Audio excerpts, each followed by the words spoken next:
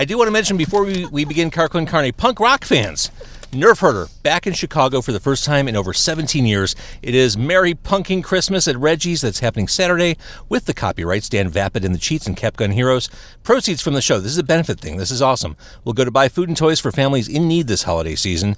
There will be a food and toy drive, so if you're going to the show, bring a non-perishable food item, any gently used toys, or sporting equipment, and you'll automatically be entered into a raffle to win some really rad stuff like guitars, show posters autographed by the bands, and some really cool merch baskets. That's Reggie's Saturday night if you're watching this on Facebook Live. If you're watching this right now, that's Saturday. We'll tell you about a show tonight in a couple seconds. But that's Saturday for the show, and have a happy holiday season. For information on that, merrypunkingchristmas.com. To my right, Emma White, country star. Hello. Are you ready to do this? Yes. It's Car Con Carne. Let's eat in the car. It's Car Con Carne. And now here's the star of our show, James Van Alstyne.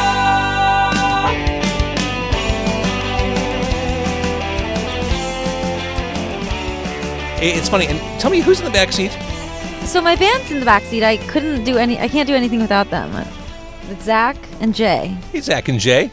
Yeah. They're not mic'd, so they're just here to eat. Yes. And we're eating at Haymarket. I love Haymarket. Not my first time doing a podcast here at Haymarket at Randolph and Halstead in Chicago.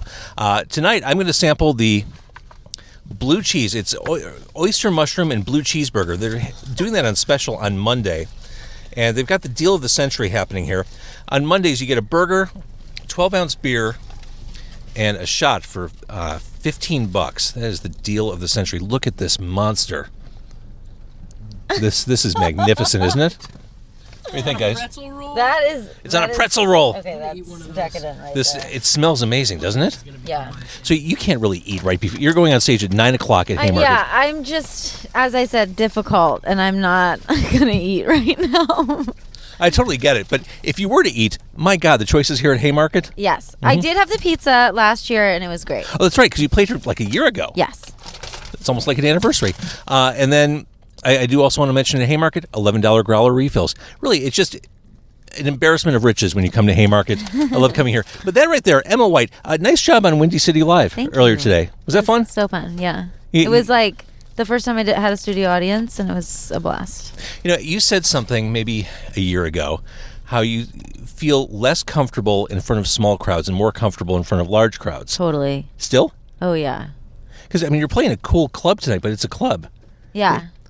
Is it easier when you can't see people's faces? Is that what it is? It's so much easier, and it just feels like sound-wise, it's just, I don't know, it just feels right when there's more people. I don't know. It's so intimate when there's a few people that it's like it's just like a vulnerable interaction. That's how I feel about it. Let's talk a little bit about vulnerability. Let's talk about, you are from the monolithic town of Nashville, Tennessee, the music mecca. It's an intimidating, overwhelming music town.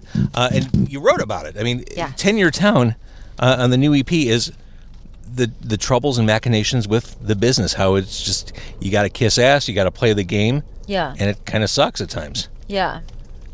Tell me about your challenges. Yeah, I mean, I've been doing this for a long time. Like, ever since I was teeny tiny, I wanted to do music, and I pursued it in many, many different ways forever. But then Nashville, I feel like, was its own chapter of pursuit, and that had its own hurdles. But, you know, it just, life is life, and things are hard. And I in the song, I was writing specifically at a time when gender still talked about a lot, but I was, you know, my reality was kind of facing these gender conversations all the time. And I was so shocked that it was even a part of the conversation. And that was sort of this struggle at the time that I was addressing in that song. Mostly. So when you say gender, it's, oh, she's not, or is it not, she's a great country artist, it's, well, she's a great female country artist. Is that kind of thing? It's more like, I mean, I don't like talking about it, because it's like some people just think you're a complainer, and then other people like don't believe you. So like for me, it was like, oh well, we're not signing females, like point blank. And it was like as if looking at like female writers or artists was not there wasn't like enough incentive to sign them, and so like having something being so gender based was very, I mean, it just sort of is like, it feels like you're in an alternate universe when you hear that kind of. And I come from a radio background, so I come from a world where program directors would say, well, we can't have two female artists back to back. Okay, there you go. Why? Yeah, that's the fact that is an accepted belief, and then it's like put into practice, and then it's just like, it's like a self-fulfilling prophecy. It is. Yeah. So you take that kind of negativity, you turn it around, you create your own record label. Yeah. Tell me about that. Yeah. Because being an independent artist has its own challenges, but on the other side, tons of rewards too. Oh my gosh, yeah.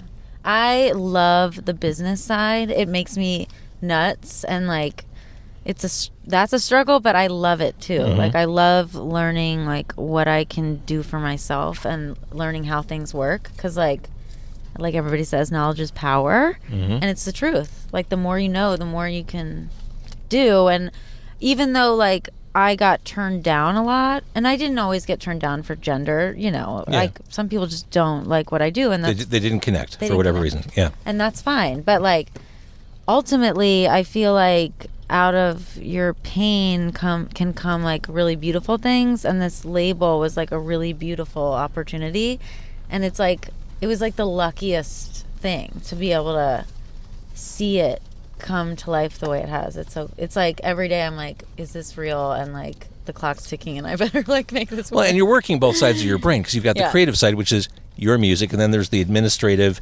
nurturing other talent.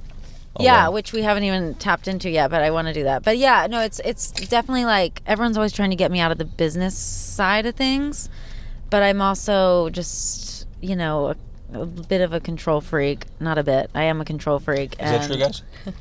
No comment. No comment. Wow. Yeah. They're hedging their bets on that one. No. I mean, we haven't worked together enough. I just like to be in the loop. I think like it's important to be in the loop of something that has your name on it. I totally get it. So, talking about the music, we talked about 10 Year Town. That's why I drink. You go through a list of reasons why you do drink. I mean, sitting in a stranger's car doing a podcast could be another reason. Should I look at the... Look at the camera. Oh, I'm sorry. No, it's all good. Okay. I get the inclination, I just want to like talk to you. Yeah, I totally get that. Speaking of which, I spoke at a class at Columbia College in Chicago today, and one of the questions was, is it hard to get guests for the podcast? I said, you know, I am in this awkward situation where occasionally I have to ask women to get into a car with a strange man with this pretext of, well, come on, we'll eat food and it'll be fun. It always feels weird, and I feel like there needs to be some sort of... I send lots of like links and examples so I don't come off as creepy. Oh my God. But that is a challenge. Like, I get it. yeah, it's weird. Yeah. So thank you for... Yeah, no, it's fun. It's lots of fun. So that's why I drink. I listen to some of these songs. I guess my question is, in listening to something like Seriously Casual, how much of what you write is observational and how much is just storytelling? Or personal, I mean. Everything starts from a personal thing, but then I kind of like morph it into a way more dramatic situation most of the time, just because it's entertainment and I feel like people need to be entertained. So I just sort of write my own stories that are more like pretend. They're not always completely real, but the seed of it kind of starts from a real thing. Being from Nashville, when people talk to me about living in Chicago, they assume if they're not from Chicago that everyone here eats deep dish pizza. I'm kind of the same way about Nashville. Does everyone there eat hot chicken? I don't, but I live next to a hot chicken place. Okay. See? And it's always packed, and I'm always upset with the people who park on my street.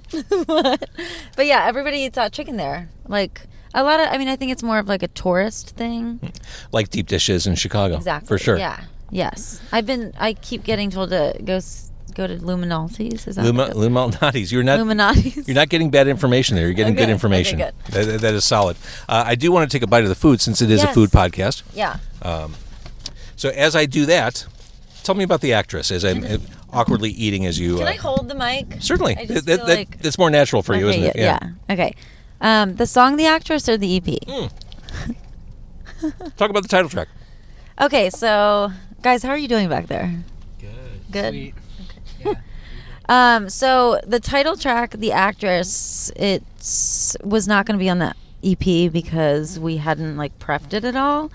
But then the band got done with all the other songs on tracking day, and they had time for this one, so they played it like one time, and it was pretty moving recording experience because they just like nailed it the first time. And that song is just like a very personal song about my own struggle with like mental health issues that have been a struggle for many years, but kind of like privately, because my job is to like be on, and like the way I am inside is often like the opposite of that. Right. But I have to like push through that all the time, and that's what the song is about.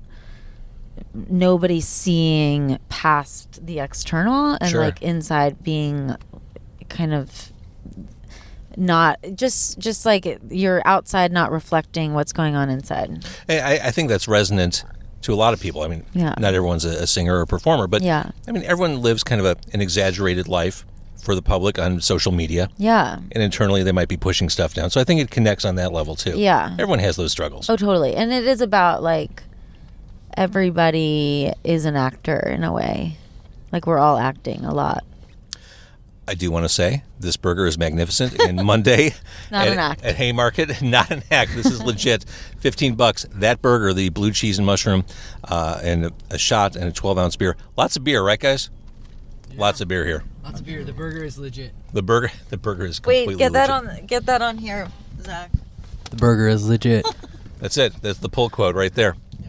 So a couple years ago, Rolling Stone names you one of the 10 country artists to know. This was maybe 2 years ago.